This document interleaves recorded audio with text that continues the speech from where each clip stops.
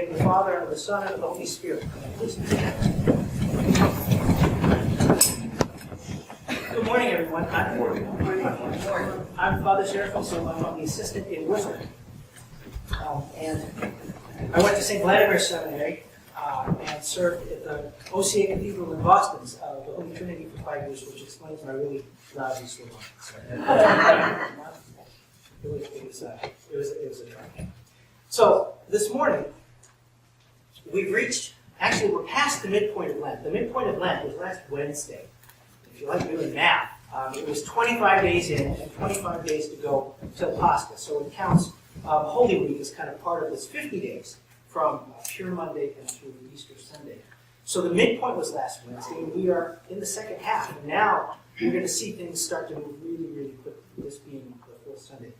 In the church, after last Sunday, which was the Sunday of the Cross, when the Gospel said, Jesus said in the Gospel, let him who would come after me take up his cross and follow me. Today, the church offers us, for remembering and for consideration and for emulating, St. John Climacus. So we'll talk about him in just a second, and we'll talk about why it is that St. John Climacus, both in his person and in his work, connect the cross that we celebrated last week and the cross that we are drawing near to on Holy Friday, which is just 2 weeks from this coming Friday. So first, a little bit about St. John himself. And I say a little bit because we don't know that much. We have very little information at all on his early life. The best estimates are that he was born around the year 570. We're not even quite sure where. And when he was about 15 years old, he went to what was even then the old monastery, the famous monastery on Mount Sinai. Mount Sinai was the mountain in Egypt, both where Moses encountered God in the burning bush, kind of before he returned and liberated the children of Israel, and then when he was leading them out of Egypt to the Promised Land, it was the mountain on which he received from God the Ten Commandments. So it was and is a holy place to Christians and Jews alike. And there was a monastery there that was originally dedicated to the Transfiguration. Sometime later, it was rededicated to St. Catherine the Great. So we'll hear it referred to these days as St. Catherine's Monastery on Mount Sinai. So he went there again. He was about 15 years old.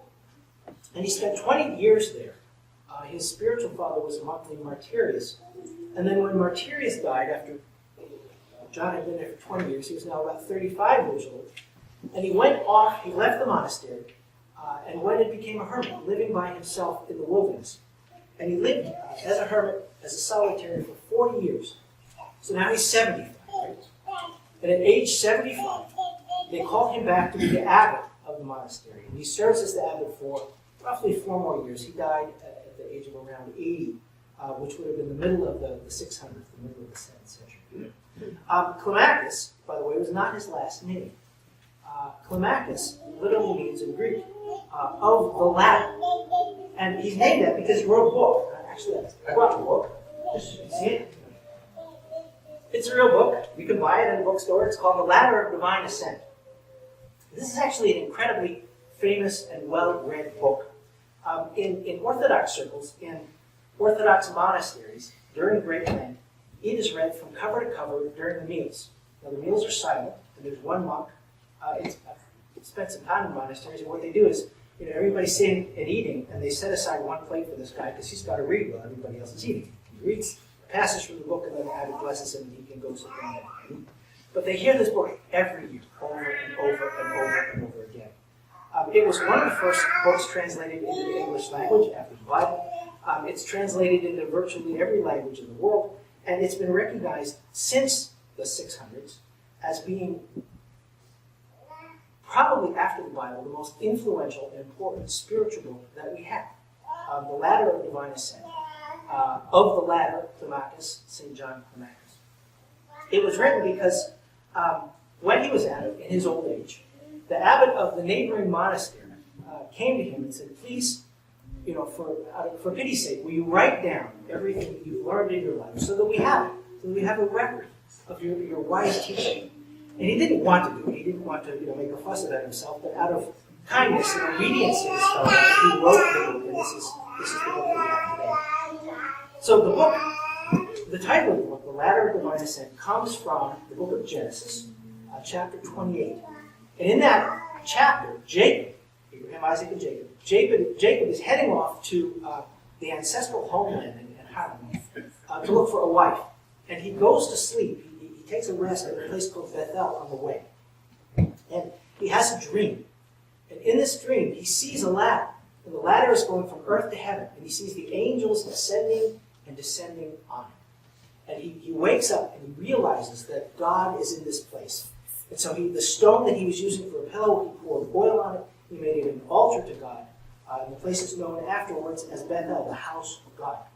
But this image of the ladder ascending from earth to heaven was a powerful image in Judaism, in the church, and it became sort of the model that St. John chose in writing his book. And in his book, this ladder has 30 steps. The number 30 is important. It was the number of years that Jesus lived in silence before, at about age 30, he began his public ministry. So 30 steps of the ladder corresponding to the years of Jesus' life.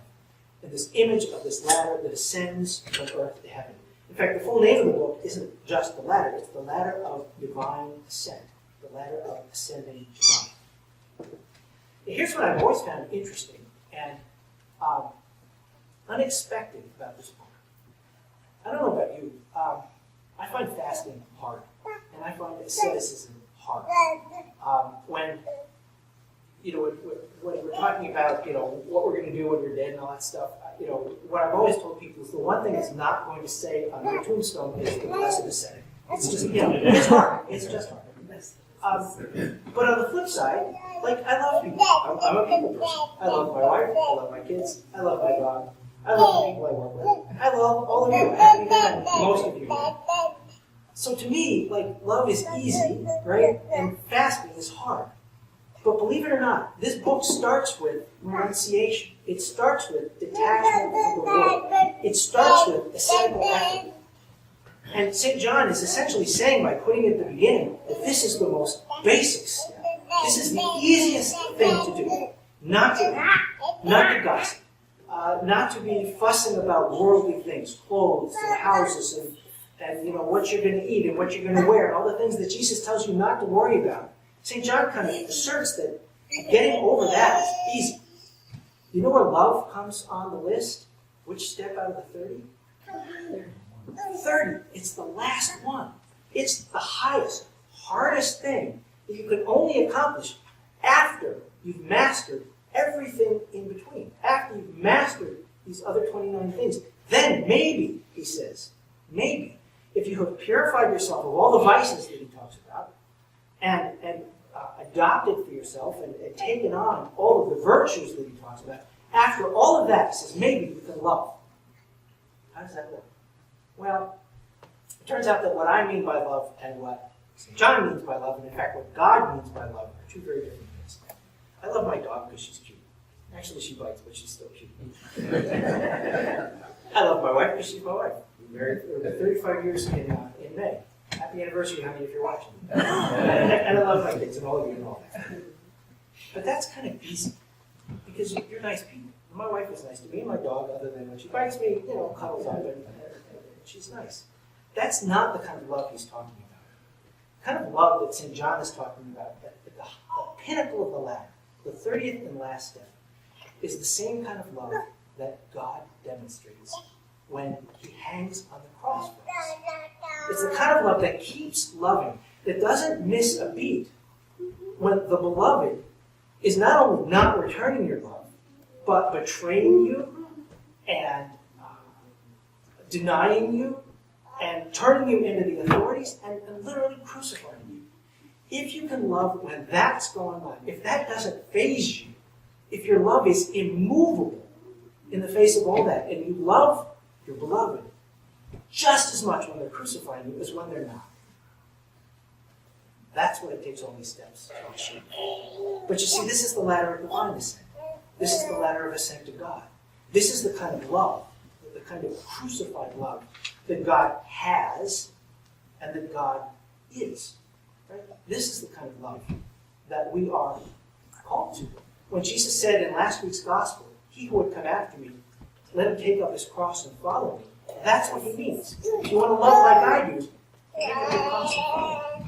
That's how St. John, his memory, and his book connect that Sunday of the cross and the cross to which we're heading in just under 3 weeks.